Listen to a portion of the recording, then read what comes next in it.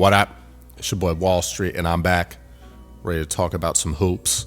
And today, talking about Tyrese Proctor, and if Tyrese will get drafted in the 2025 NBA draft.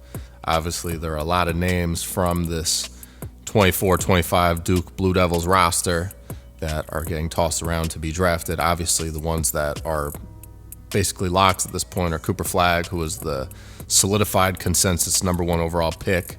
We have Con Kneppel, who's projected to be a top 10 pick. We have Kaman Maluak, who is also projected to be a top 10 pick. Then we have Sion James, we have Isaiah Evans, and we also have Tyrese Proctor.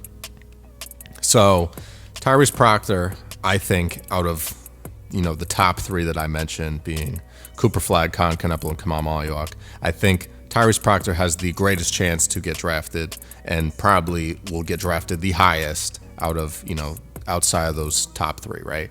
So Tyrese Proctor is Australian born. He is from Sydney. He is a 6'6" combo guard, but plays the point, also plays the 2. And he is 183 pounds. He is been at Duke now for 3 seasons. He just wrapped up his junior season.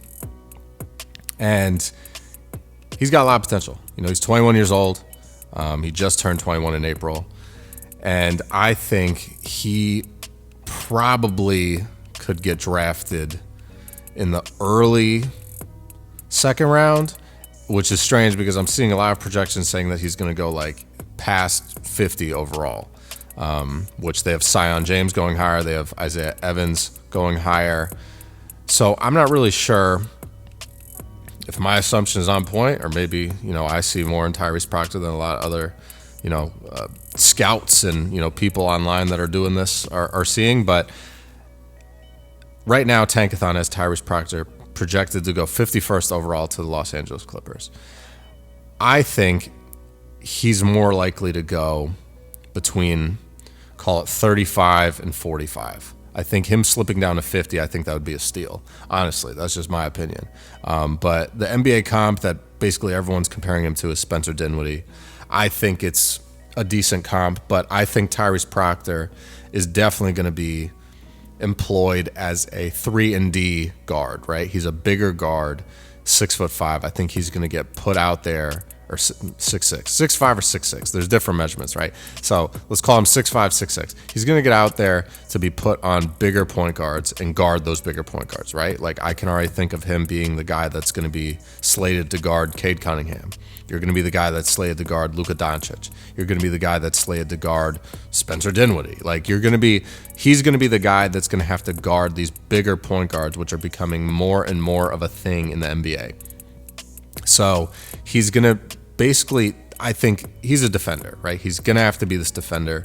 And he's not really a guy that's getting a lot of deflections, but he can lock guys up. And when he needs to, he can score. And he scores efficiently. So he had a game against Baylor. That was the second round. Duke won that game 89-66. They really blew him out. But he shot 90% that game and shot 87.5% from 3 for 25 points.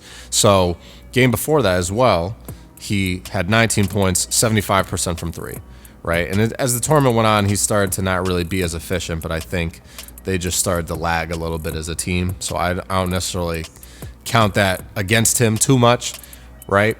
And he's a good passer, but he didn't have the ball in his hands as much as he did the previous couple of seasons, I think.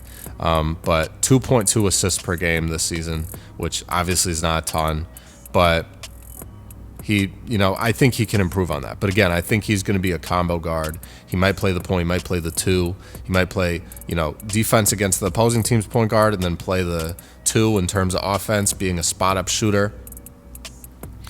I'm not really sure. I think he's more of a plug-and-play guy where he really you can plug him in, but again, he's going to be a defender. So maybe that's why they have him ranked lower than Sion James and Isaiah Evans. Maybe they believe that those guys have a bit more potential offensively, more than just being catch-and-shoot guys.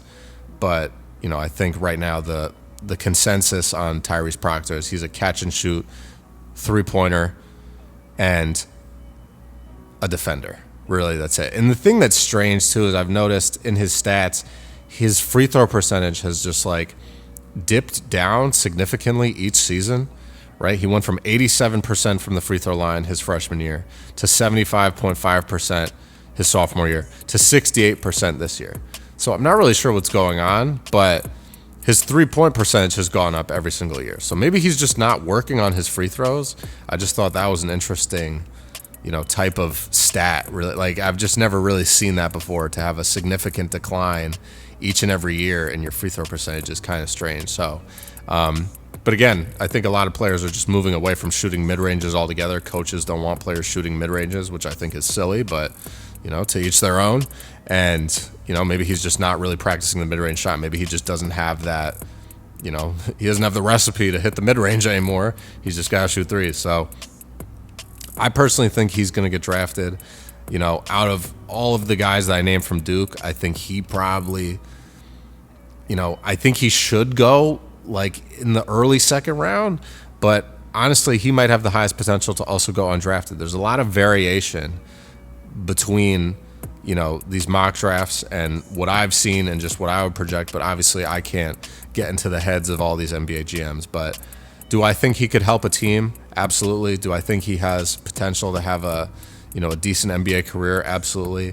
I don't know if he'll ever be an all-star, but I think he could definitely be a solid role player that comes off the bench and locks guys up, plays, let's call it 20, 25 minutes a game, and is just a defender, right? I think he's a guy that you pull into the game to lock up certain players on the perimeter, certain guys that are ball handlers, and things of that nature. So let me know what you guys think. Do you think Tyrese Proctor will get drafted in the 2025 NBA draft? I want to know your thoughts as well. Let me know what you think about his player comp. Do you think Spencer Dinwiddie is a good player comp for him? Do you think it's somebody else?